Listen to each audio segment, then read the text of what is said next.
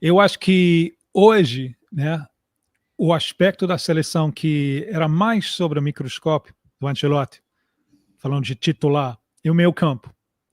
Porque ele vem, deu super certo contra a Coreia, com somente dois nesse setor de meio campo, né?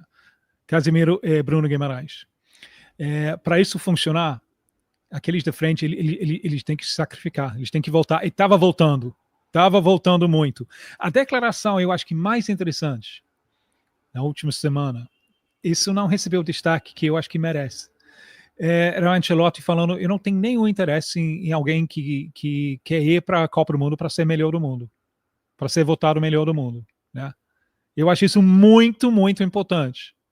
E quando eu venho falando isso, rádio de Inglaterra, as pessoas falam, Neymar. Não, Neymar não vai ser melhor do mundo. Isso já, aquele navio já pode ser útil, pode. Isso é uma mensagem para o Vini.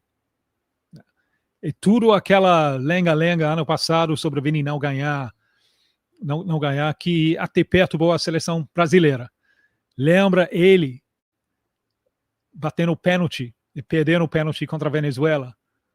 Para provar, ele bateu para provar que era uma injustiça, né? Dorival embarcando nisso aí, quando o Rafinha tinha feito 2 pênaltis no último jogo. Isso é o espírito de amadorismo tomando conta da seleção brasileira. Então, qual é a mensagem lá? A gente vai ganhar juntos. E para fazer isso, 4 na frente funciona, vocês vão ter que sacrificar. O sacrifício, voltando para recompor, era muito bom. Muito bom. Mas a gente sempre tem uma dúvida aí, que o próprio Casemiro falou isso depois do jogo contra o Chile. Ele falou, olha, em todos os jogos, a gente não vai poder atuar dessa forma, somente com 2, somente com ele e Bruno Guimarães. E Casemiro, eu acho fascinante, porque ele é solução e preocupação. Desde que ele voltou para a seleção, ele ordenou o meio de campo, e o grande melhoria é Bruno Guimarães, que foi um desastre nas eliminatórias. Mas agora, com funções mais claras, o Bruno está florescendo com a seleção brasileira. Mas, então, nesse sentido, o Casemiro tem sido solução. Mas sempre tem uma preocupação. Porque até 8 anos atrás, contra a Bélgica, ele perde esse jogo, porque é acumulação de amarelos. Ele é 8 anos, mas às vezes você veja ele chega um pouco tarde. Falando um pouco de primeiro tempo, eu gostei bastante da movimentação do Vinícius Júnior no primeiro tempo, achei que ele participou bastante. Acabou não tendo finalização, né? Mas em questão de movimentação, eu achei um jogo bom dele, e foi uma resposta boa, né? Meio que no overall da data FIFA dele, acho que foi uma boa data FIFA para ele. Depois que a gente comentou na semana passada de algumas fofocas extra-campo, acho que ele respondeu bem no jogo contra a Coreia, participou bastante, fez gol, assistência e tudo mais. E agora, como eu falei, por mais que ele não tenha finalizado, gostei da movimentação. O Bruno Guimarães acaba sendo, acho que, um ponto... É até repetitivo falar dele, né? Porque ele é o titular em todos os jogos do Ancelotti. O Ancelotti tem muita confiança nele, tanto que ele vai para a coletiva ontem, né? Anteontem, enfim. E ele fala bastante sobre isso. O Ancelotti, obviamente, confia muito nele. Ele tá jogando, ele fala o jeito que ele tá gostando de jogar, que ele fica mais solto. E não é à toa que ele é capitão na Premier League, né? Então, o Bruno Guimarães é para mim, que venho muito preocupada com essa questão de meio campo na seleção, acho que é uma resposta muito positiva do Ancelotti. Mas é o que a gente falou também um pouco que eu falei um pouco no começo. É muito difícil esse ciclo, porque começa com Ramon. Se você parar para pensar, né? Você fala, como assim? Começa com Ramon. O que está acontecendo? Enfim, Ramon, Diniz, Dorival e tal.